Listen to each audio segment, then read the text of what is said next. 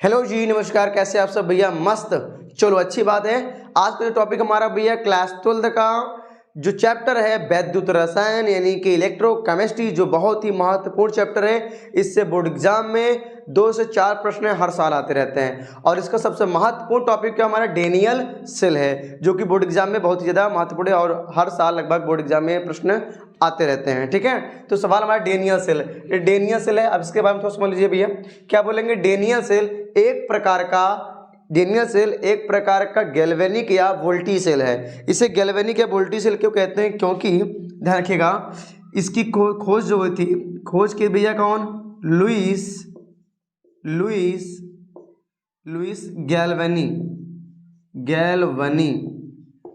Galvanic ने सन 1780 में किया था। कौन भैया? लुइस गैल्वेनी ने कब किया भैया? सन 1780 में।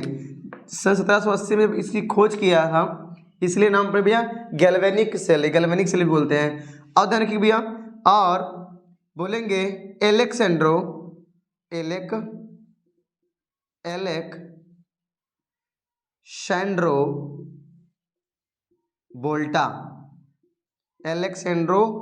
बोल्टा ने सन 1800 में इसकी खोज किया था। इसलिए भैया इसे हम लोग क्या बोलते हैं? इनके नाम पे ही बोलेंगे डेनियल सेल एक प्रकार का गैल्वेनिक सेल या वोल्टीय सेल है। ठीक भैया, क्योंकि वैज्ञानिक के नाम पे दिया गया है। अब बोलेंगे इस सेल में 2 इलेक्ट्रोड लगे होते हैं। 2 इलेक्ट्रोड बोलेंगे जिंक सल्फेट के विलयन में डूबी जिंक इलेक्ट्रोड क्षण जो एनोड को कार्य करती है और यह ऋणावेशित होती है। फिर बोलेंगे कॉपर सल्फेट के विलयन में डूबी कॉपर इलेक्ट्रोड की क्षण जो कैथोड का कार्य करती है और यह धनावेशित होती है। ऐसे आपको लिखना है, ठीक है, बोर्ड एग्जाम में। फिर बोलेंगे दोनों विलयनों, इसको और इसको, दोनों वैद्युत अपघट्टों को या वैद्युत द्रवों को, इन दोनों को आपस में जोड़ने के लिए दोनों कंपैक्ट को या दोनों विलयनों को या दोनों वैद्युत अपघट्टों को जोड़ने के लिए एक उल्टे यू की आकार की नली लगी होती है, जिसे हम लवण सेतु या साल्ट ब्रिज कहते हैं। ठीक भैया, और यह विलयन की उदासीनता बनाए रखता है। इसके अंदर जो चीजें जैसे कि पोटेशियम क्लोराइड भरा हुआ है, तो ठीक है, वैद्युत अपघट्ट है। अब थोड़ा समझो ध्यान से। अब बोलेंगे इसमें फिर क्या लिखना है आपको कि अधिक विभव वाला इलेक्ट्रोड कैथोड होता है, जिसकी वजह से धनावेशित होता है, और कम विभव वाला इलेक्ट्रोड हमारा एनोड होता है, जो ऋणावेशित होता है। आप ध्यान रखिए, आपने पढ़ा हमेशा कि जो कैथोड होता है हमेशा ऋणावेशित होता है और एनोड धनावेशित होता है, लेकिन ऐसा नहीं है। इसकी जो परिभाषा होती है, बोलेंगे ऐसा, क्या बोलेंगे भैया? जिस इलेक्ट्रोड पर ऑक्सीकरण की क्रिया होती है वो एनोड कहलाता है, और जिस इलेक्ट्रोड पे अपचयन क्रिया होती है वो कैथोड कहलाता है। ठीक है, और जिस पे ऑक्सीकरण क्रिया होगी वो एनोड है, जिस पे अपचयन होगा वो कैथोड है। ठीक है, अब ध्यान रखिएगा, जो अधिक विभव वाला इलेक्ट्रोड कौन है? कैथोड है। जब कैथोड है, इसमें जो विद्युत धारा है, जो धारा है, जब धारा प्रवाहित होती है तो धारा निकल कर कहाँ आती है भैया? इस तरफ आती है, एनोड की तरफ। धारा निकल कर कहाँ आती है भैया? ये आई क्या? धारा आई को भैया, धारा जो होती है, धारा को आई से व्यक्त करते हैं, तो धारा आई क्या? धारा है। धारा का प्रवाह इस तरफ हो रहा है। आपको पता है धारा के प्रवाह के विपरीत इलेक्ट्रॉनों का प्रवाह होता है।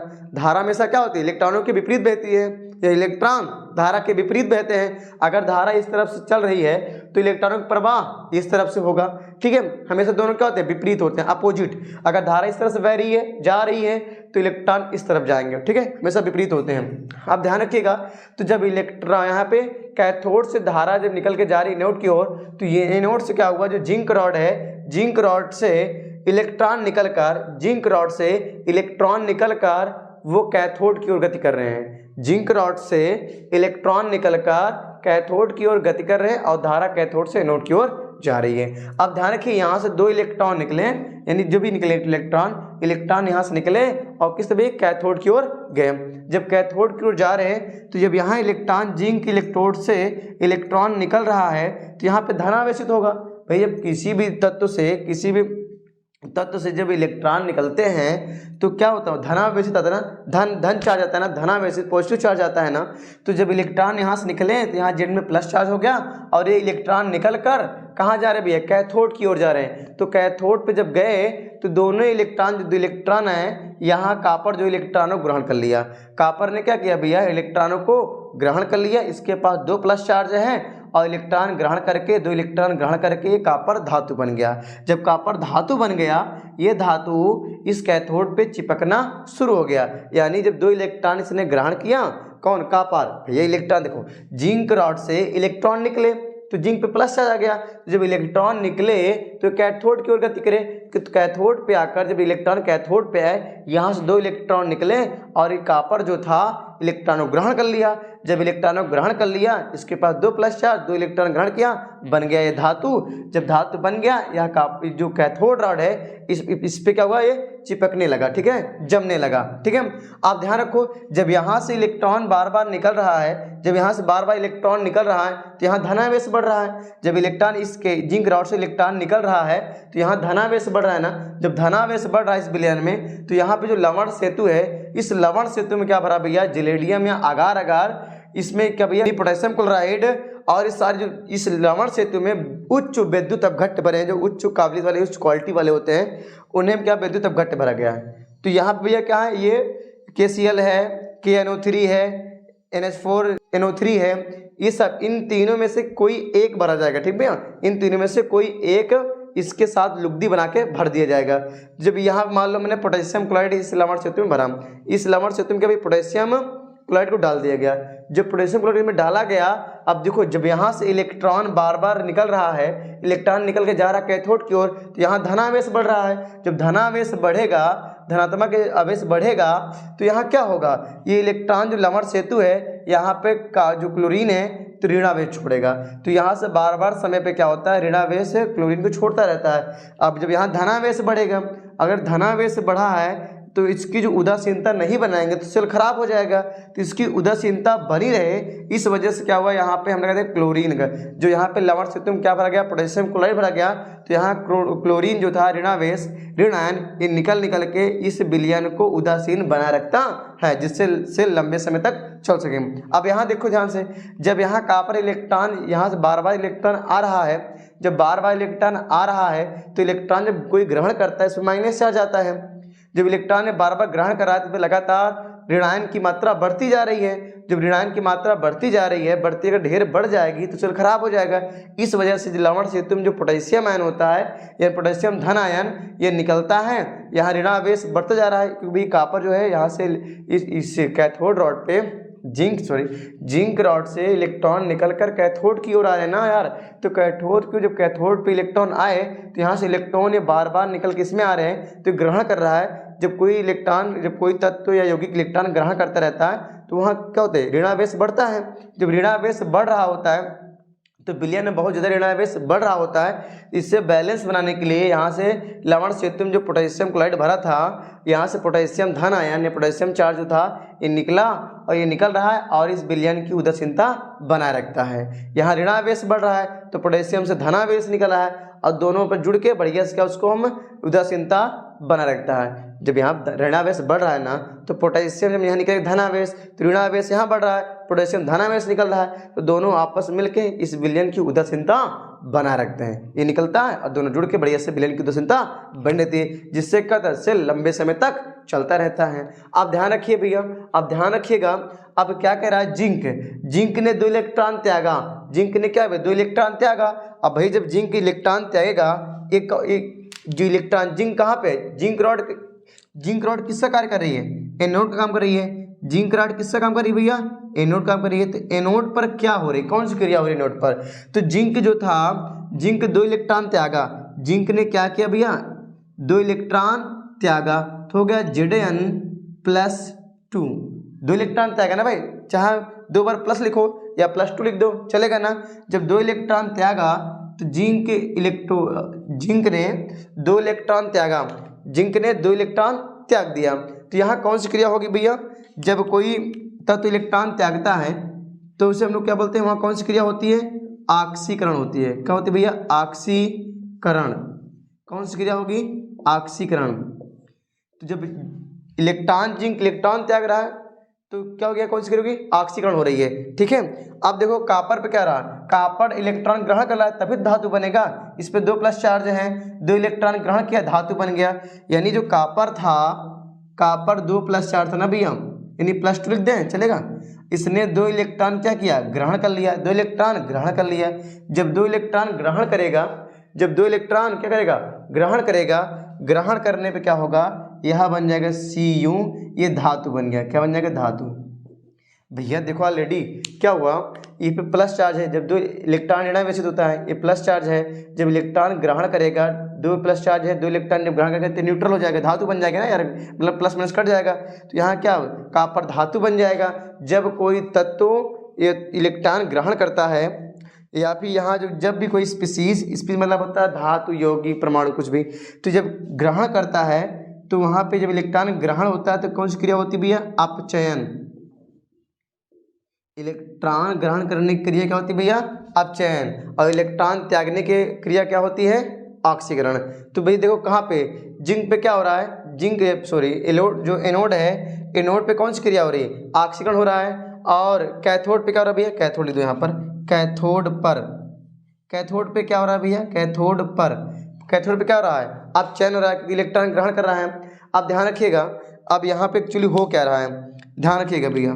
देखो ये इलेक्ट्रॉन, एक इलेक्ट्रॉन से इलेक्ट्रॉन कट गया, इलेक्ट्रॉन से इलेक्ट्रॉन कट गया, तो यहाँ कौन सी हुआ क्या, इधर लिख दो बोर्ड पे, देखो ध्यान से। तो यहाँ मेरे पास Zn था तो Zn लिख दिए।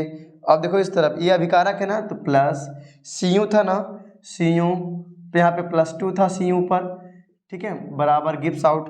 तो यहाँ देखो Zn है, Zn +4 +2 है, और Cu क्या है, यहाँ पे धातु है Cu ऐसे दिख रहा है भैया।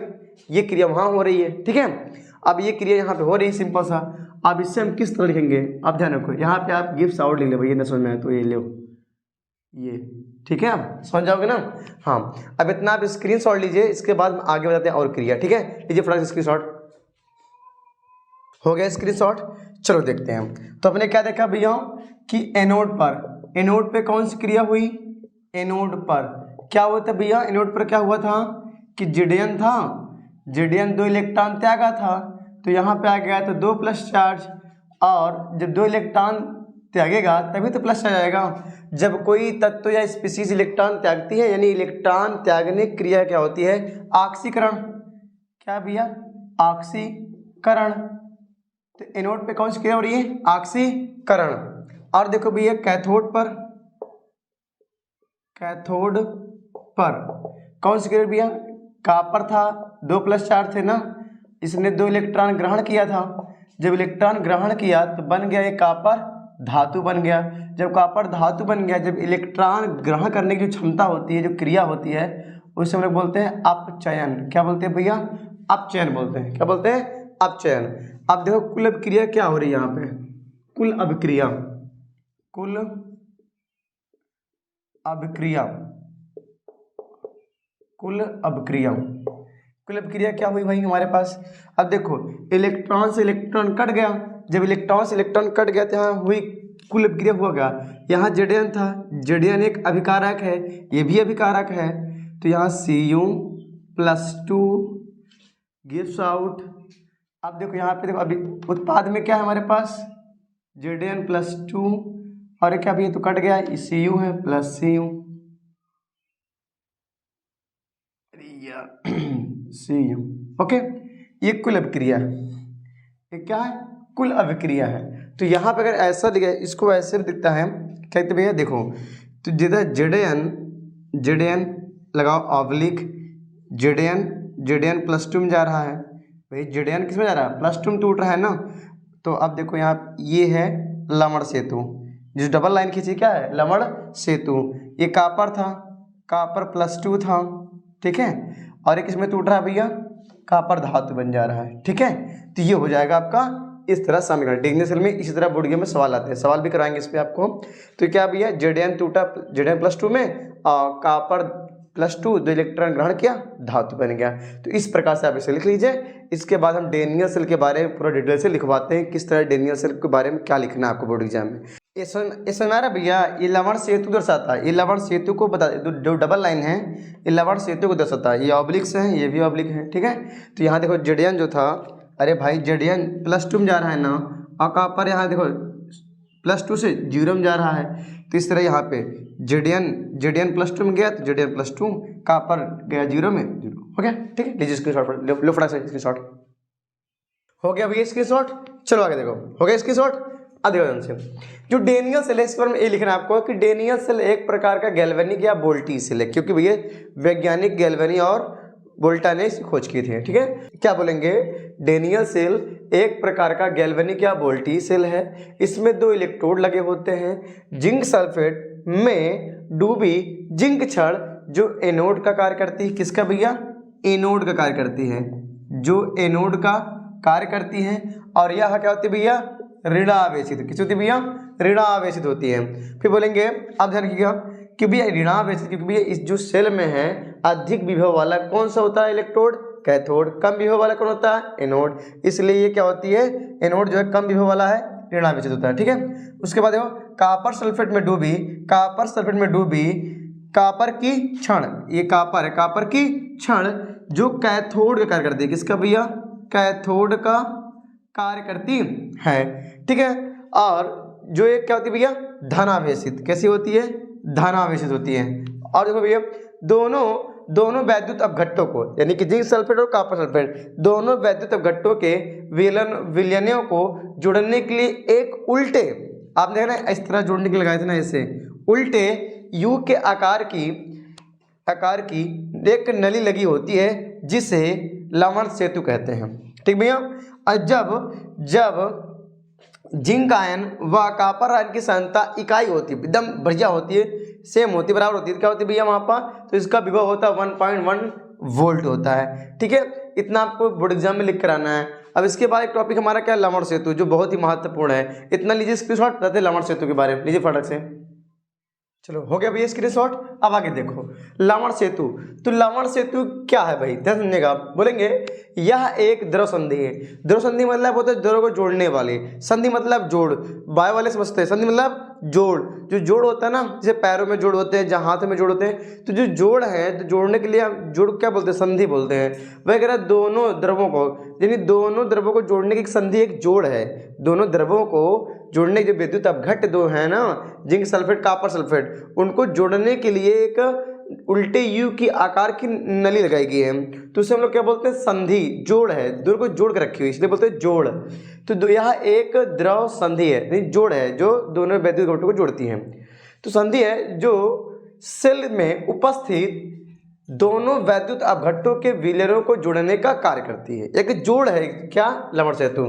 और यह उल्टे यू के आकार की एक नली होती है, ठीक, जिसमें अक्रिय प्रबल, जो प्रबल वैद्युत अपघट्ट भरे होते हैं, जैसे कि ये भैया ये है KCl KNO3 है, ठीक है, K2SO4 है, NH4NO3 है, आदि क्या होते हैं, भरे होते हैं। किसके साथ भैया, आगार एक शैवाल होती है, जिलेटिन, जो शैवाल होती है उसकी क्या लुगदी बनाकर इसकी इसमें इस चाहे ये वैद्युत अपघट्ट भरो, चाहे ये वैद्युत अपघट्ट भरो, जो भी वैद्युत अपघट्ट भरेंगे, या हमने तो ये भरा था सेल में ना अभी, तो ये कह रहा है ये सब क्या करेंगे, जिलेटिन, आगार जिलेटिन जो शैवाल होती है, इसी शैवाल की क्या बनाएंगे, लुगदी बनाएंगे। जब लुगदी बनाकर उस सेल में भरेंगे, जब भरते हैं ताकि वो लंबे समय तक टिका रहे और इकट्ठा भरभरा गिर न पड़े। अरे भाई जब इसकी लुगदी नहीं बनाएंगे, तो जो हमने सेलाई से लवण सेतु लगाया था ना ऐसे करके, तो भरभरा के ना गिर जाएगा लिक्विड, अगर लुगदी नहीं बनाएंगे तो चिपचिपा लुगदी बना दे ताकि टिका रहे, और वही आयन निकाले जब जिस विलयन की आवश्यकता हो। अगर ऋणावेश बढ़ रहा है तो धनावेश निकाले, धनावेश बढ़ रहा है तो ऋणावेश निकले। तो ऐसे लिए इसको यहाँ पे लुगदी बनाकर डाला गया, जो लुगदी बनाया ना, इसकी लुगदी इसीलिए बनाकर डाला गया, ठीक है भैया। और इसके लवण सेतु का महत्व क्या होता है, तो इसका महत्व भैया है, इसका मुख्य कार्य है कि जो विद्युत उदासीनता है इसको बनाए रखना, किसके, विलयन की विद्युत उदासीनता को बनाए रखना। दूसरा है लवण सेतु, अगर लवण सेतु को आप हटा दोगे, इस लवण सेतु को अगर आप हटा देते हैं तो सेल कार्य नहीं करता है, वो कार्य नहीं करेगा। फिर कह रहा है ये, फिर बोलेगा नंबर 3 देखो, यह दोनों वैद्युत अपघट्टों को जोड़ने का कार्य करती है। भैया जोड़ने तो कार्य करेगी, अगर ये सेल नहीं होगा, ये लवण सेतु नहीं होगा, तो दोनों जो विद्युत अपघट्य कैसे आपस में जुड़ेंगे, वो जुड़ ही नहीं पाएंगे और उनकी विद्युत उदासीनता बन ही नहीं पाएगी, जिसकी वजह से सेल ध्वस्त हो जाएगा, स्वाहा, एकदम ठंडा पड़ जाएगा, खत्म कहानी। इसलिए लवण सेतु खतरनाक है। अगर लवण सेतु हटा दोगे तो सेल जो बेचारा, सेल तो खत्म कहानी हो गई, एकदम पूरी तरह सेल के ध्वस्त हो जाएगा, ठीक है, उसकी ज़िंदगी नरक हो जाएगी। इसलिए लवण सेतु बहुत जरूरी है। लवण सेतु रहेगा तो सेल चलेगा, लवण सेतु नहीं रहेगा तो सेल ध्वस्त हो जाएगा। ओके, इतने स्क्रीनशॉट ये आपको बोर्ड एग्जाम में ऐसे लिख के आना, ठीक है, लिखो फटाक से, ले लो स्क्रीनशॉट।